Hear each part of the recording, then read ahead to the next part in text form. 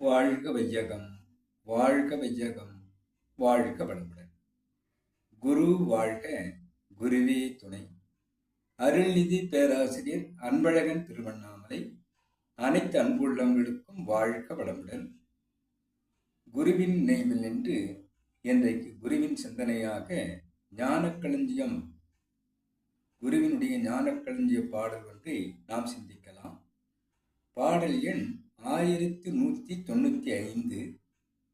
ஆன்மீக பொலிவு என்ற தலைப்பிலே குரு அவர்கள் 1/7/1980 இப்பாடலை எழுதியிருக்கிறார். இதை நாம் சிந்திக்கலாம். அறிவறிய கருதவத்தை அனைத்து உலகுக்கும் அளித்து அல்லல் தரும் இருவினைகள் பதிவுகளை மாற்றும் நெறிவிளக்க அகத்தாய்வு நேர்முறையும் தந்தே நிலையான பயன்காணா மெய்விளக்க மன்றம் சிறியவர்க்கும் பெரியவர்க்கும் சிந்தனையை ஈர்த்து சீர்தூக்கி விளைவறிந்து விழிப்புடனே ஆய்ந்து பொறிகள் தம்மை ஆளுமுறை செயலளவில் காணாம் புத்துலகு ஆன்மீக பொலிவுடனே வீசும்.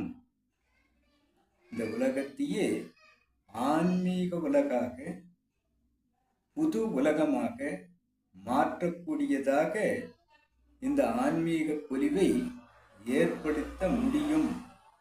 இதைத்தான் நான் செய்து வருகிறேன் என்று கூறுகிறார்.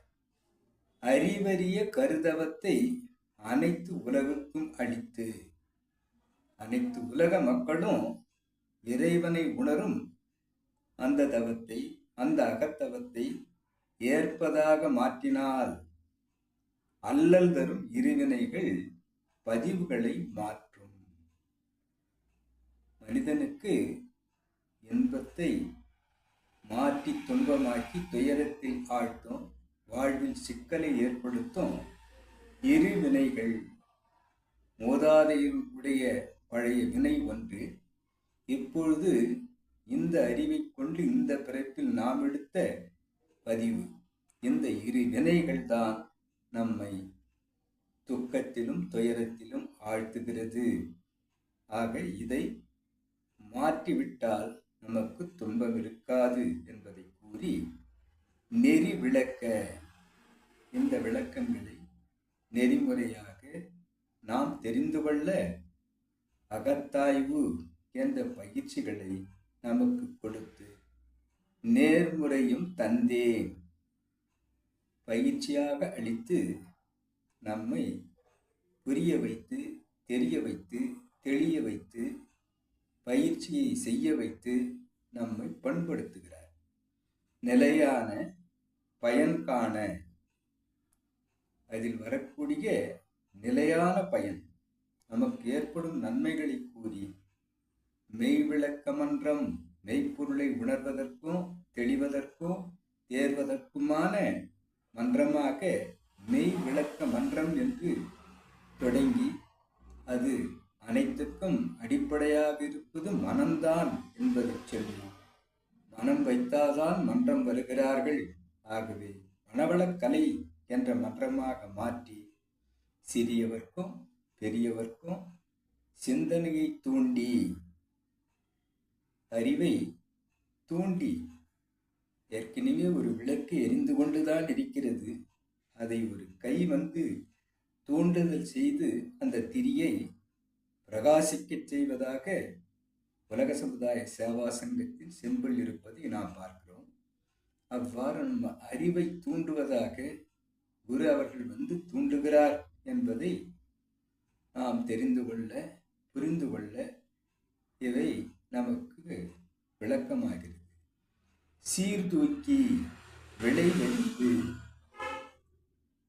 நாம் எவ்வாறெல்லாம் இருக்க வேண்டும் என்பதை சீர்தூக்கி நம்மை சீர் செய்யும் விதமாக விளைவறிந்த விழிப்பில் நாம் பயணிப்பதாக ஆராய்ச்செறிவாக நம் அறிவை மலர்த்துவதாக குரு அவர்கள் மாற்றி பொறிகள் தம்மை ஐந்து புலனை எவ்வாறு நாம் ஆள வேண்டும், எவ்வாறு அணுகுமுறை பேண வேண்டும், அதில் எவ்வாறு நாம் பயணித்தால் நாம் வந்த வேலையை இறை தேடுதலான வேலையை இறைவனை உணரும் வேலையாக நாம் மாற்ற முடியும் என்பதை செயலளவில் நம்மை புரிய வைத்து பயிற்சிகளை தந்து கொண்டிருக்கிறார். அவ்வாறு ஆன்மீக உலகம் முழுவதுமாக இந்த உலகத்தை மாற்றினால், ஆன்மீக உலகாக மாற்றினால், புத்துலக மாற்றினால், அனைத்து மக்களுக்கும் இதை கொண்டு சேர்த்தால் ஒளிவுடனே இந்த உலகம் ஒளி வீசுவதாக, பிரகாசிப்பதாக, ஆன்மீக பிரகாசம் அனைவருக்கும் வந்ததாக அது மாறும்.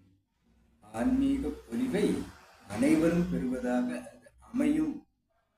ஆக இவ்வாறு மாற்றுவதுதான் சிறப்பு. இந்த இரு வினைகளை நீக்கி மனிதனை மாற்றச் செய்து நலம் செய்வதாக ஐந்து புலனை ஆளச் செய்தால் அவன் நல்லவனாக, அந்த இறை உணர்ந்த தெளிவில் இருப்பவனாக, மாற்றக்கூடியதாக இருக்கக்கூடிய இந்த மனவளக்கலையை, இந்த மெய்விளக்க மன்றத்தை அனைவரும் வந்து சேர்ந்து குரு கொடுத்திருக்கக்கூடிய பயிற்சிகளை எடுத்துக்கொண்டு விளைவறிந்த விழிப்பிலே இருந்து கொண்டு பொறி புலன்களாக இருக்கக்கூடிய அந்த ஞானேந்திரியங்களை, பஞ்சேந்திரியங்களாக இருந்த அந்த புலன்களை ஞானேந்திரியங்களாக நாம் மாற்றுவதாக செய்தால் நமக்கு இந்த உலகம் முழுவதும் பொலிவு பெறுவதாக, ஒளி வீசுவதாக, பிரகாசிப்பதாக, புத்துலகாக மாற்ற முடியும் என்று கூறும் குருவினுடைய சிந்தனையை நாம் இன்று சிந்திக்கலாம். இவ்விளக்கத்தை என்னுள் ஏற்படுத்திய இறைநிலைக்கும் கவிதந்த குருவுக்கும் இதுகாரும் செய்யும்படுத்த அனைத்து அன்பு உள்ளங்களுக்கும் நன்றி, நன்றி, நன்றி. வாழ்க வளமுடன் என வாழ்த்து நிறைவு செய்கிறேன். வாழ்க.